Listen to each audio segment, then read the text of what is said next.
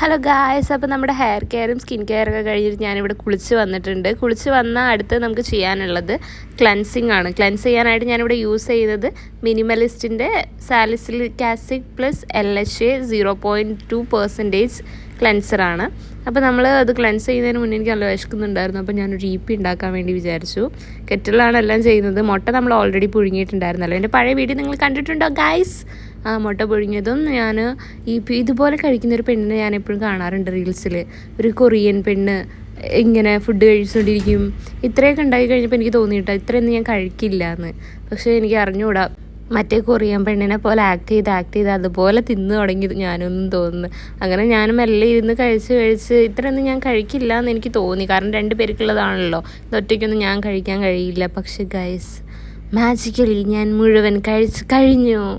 ഇത് മുഴുവൻ കഴിച്ച് എൻ്റെ ആയപ്പം തീർന്നോ എന്നുള്ളൊരിതായിരുന്നു എനിക്ക്.